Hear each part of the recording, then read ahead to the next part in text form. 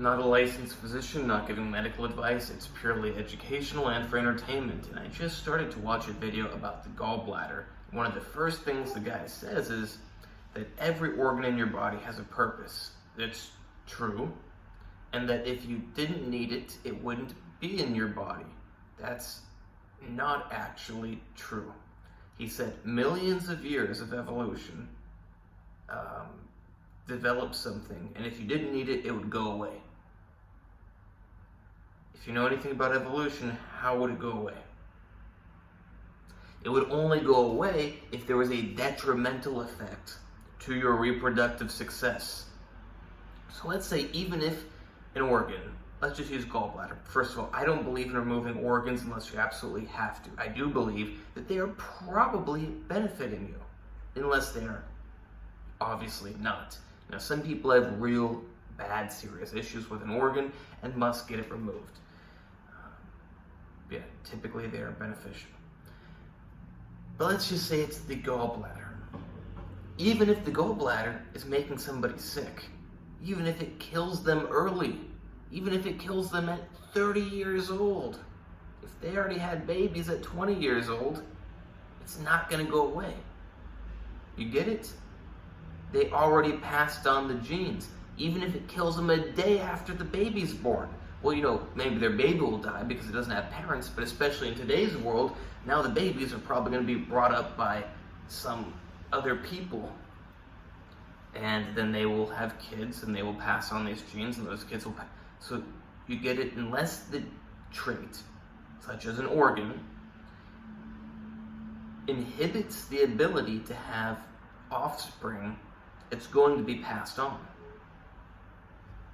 Not even if it makes you less fit, not even if it kills you, but only if it inhibits you or, significantly decreases to the point where over time you're gonna statistically go extinct, your specific lineage.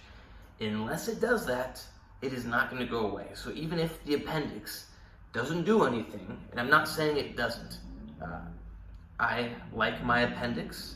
Doctors have wanted to remove it before, and I was like, no, I'm not removing it. I like my organs. I like all of my organs. Even when they give me problems, I like my organs. I don't want to cut them out. But let's say the appendix, it's just repetition. Same thing as with the gallbladder. It's like, unless it's going to kill people before they have babies, you're going to keep the appendix. It's very, very simple to understand. You have to be completely ignorant of biology and evolution and everything to do with humans to think that just because you don't need something, it's going to go away. How does that work? Oh, I don't need some random part in my body when I have a baby. My DNA is just going to know to shut that off. And, maybe in theory that's somehow possible. But in reality, that doesn't happen. Now, of course, over the course of millions of years, we don't know if at some point human DNA just shut off something and got rid of one of our organs. Maybe it can happen. But we don't. There has been one scientific study which seemed to show, how can I phrase it best? Self-directed DNA mutation to lead to benefit, but one study that shows it, that's not convincing evidence. Now, if you had 1,000, that would be convincing. If you had 10, that would be a little more convincing. Even if you had 4, that would be a little more convincing. But when you have one study that maybe sort of shows there's a slight statistical anomaly that the mutations were beneficial mutations, I don't put any weight to it. So if you want to go with that one study that shows a slight statistically